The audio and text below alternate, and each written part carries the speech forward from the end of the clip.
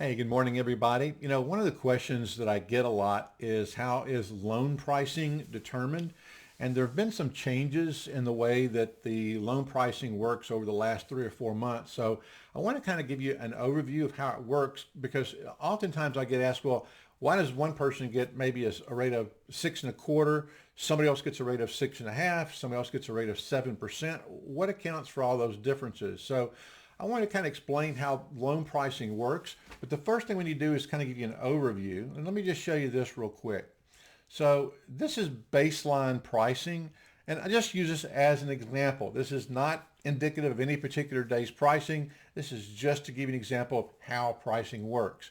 So in this example, I said 6.5 is what we call a par or no points on that rate. Now, everybody knows that you can pay money and buy the rate down. That's pretty common where you might want to pay, in this example, it costs 3/8 of a point to buy it down 1/8 of a point. Or you can pay 7/8 of a point and get the rate down from 6.5 down to 6.25. Or as much as 1.75 in points to buy the rate all the way down to 6. Now again, this is an example, and I'm not recommending that you pay points to buy the rate down. That's another video that I'll do to explain how that works and what the best options are. But today, I just want to show you how the mechanism works. So if you pay points here in the red, you can get a lower rate. But also, look at this. If you take a higher rate, you can see that you're actually getting a credit from the lender. So this is how, when people talk about a no closing cost or a low closing cost loan, this is what they're doing. They're just taking a higher interest rate and giving you a credit. And as an example, if it's 7%, has a credit of 1.70%. So on a $100,000 loan, the lender would give you $1,750 towards your closing cost. If you had a $200,000 loan, that would be $3,500 towards your closing costs. And if you go up here to 7.25, again, look at a $300,000 loan and the lender's giving you 2.5% or $7,500 credit towards your closing costs. Now that's how you would do a low or a no closing cost loan. But that doesn't explain why everybody still doesn't get the same rate. So let's look at the pricing adjustments that's a standard Fannie Mae, Freddie Mac pricing adjustment so you can see how that works. So this is what I call the base grid. It's for consumer primary residence loans on this grid for anything over 15 years. Now, if you have a 15-year loan, you don't have any of these adjustments. So it's just really for 20, 25, and 30-year loans primarily. Now, here's the thing. It used to be that the best loan pricing started at 740. Well, that changed, and now you have to have a 780 to get the best pricing. So at the very top line, you can see a 780. And look, if you put 20 or 25% or 25 or 30% down, there's literally no adjustment to rate. You get the baseline pricing is your rate. Now, if you've got a 730 credit score, and you would fall right here in the 720 to 740 grid, and let's say you're putting 20% down. So you go up here to 75 to 80%. You've got your 720 to 740. So in this example, you would add 1.25% to points. So there's an increase in the cost. So 1.25, just on that one thing alone, you can see instead of 6.5 to offset 1.25, you might take a rate of 6.875, which is giving you a credit of 1.375. So over here, because of the credit score and loan to value, there's a 1.25% increase. But over here on the pricing model, you can see it pays back a credit. So that kind of offsets it. And that's why one person might get a 6.5 and somebody else might get a 6.875. And you can see there are adjusted other hits. If you get up to the 90 to 95% range, and I know that's interesting, you get a bigger adjustment by putting 20% down than you do by just putting 5% down. So why is that? And the reason is because at 5%, 10% down, you've got PMI. And so that insures a loan actually a little lower than 80%. So it's a little better pricing. And so that's how they've adjusted that. But that's not the only pricing adjustment. It also has to do with what type of transaction.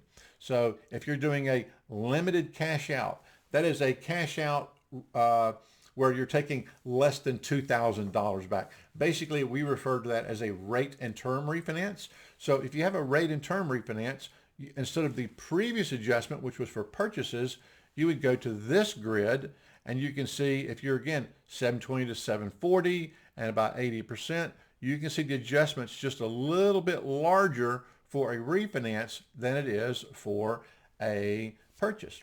And there's another grid. What if you're taking cash out? Again, 720, got a 730 score, and you've got an 80% loan to value.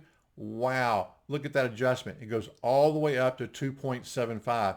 So there's really a big adjustment if you're taking cash out. The adjustments get smaller once you get to about 30% or 30% equity or 70% loan to value. But you can see there are different adjustments there. But that's not all. There are more adjustments. What if you have secondary financing? What if you have a home equity line of credit? So if you're refinancing and you have a home equity line of credit, not only would you have to have the adjustments from the rate and term refinance grid, but then you have an additional adjustment up to, you can see 1.875% if the combined loan to value is greater than 90%. In a lot of cases, they are going to be in that 80% range. So another 1.125% adjustment. So you can see these start stacking up. It can get a little expensive. Now, what if you're buying a second home or an investment property? Well, the adjustments get really large. And you can see if you put 20% down, the adjustment is 3.375%. If you put 25% down, that drops to 2.125.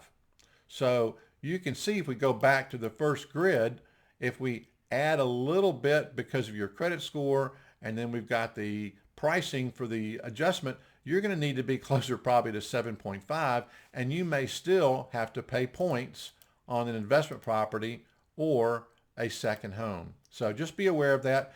Here's the other one that's really common. If you're buying a condo, if you're putting less than 25% down, just right off the top, it's a 0.75% adjustment. If you're putting more than 25% down, or 25% or more, the adjustment drops to only 0.125%. So that's why condos get a little bit higher rate than a single family home or a townhome. So just the one difference. Now, if you put 25% down, they're almost the same, not a big difference. The other adjustment you'll have is the lock and the number of days. You can lock a loan for 15 days, 30, 45, 60. Everything in the industry is pretty much risk adjusted. So the more risk that you create, it creates a little bit higher cost for the loan. So if you want to lock a loan for 30 days, which is the most common, versus 90 days, you're going to get a better rate. You're going to get lower points when you do a 30-day lock because there's less risk about forecasting about what may be happening to rates 90 days down the road. And so the last one is if your lock ends, you can extend a lock. Usually it costs 0.02 or 0.03 per day, and you can really extend a lock up for 30 days. So I hope that helps. I just wanted to kind of give you a little bit of an overview about loan pricing, just to answer why are some rates different from the same person buying one type of property or two people buying very similar properties. It has to do with credit scores, loan to value, property type, and how long you're locking your loan. I hope that helps. If you have any questions, feel free to give me a call. Have a great day.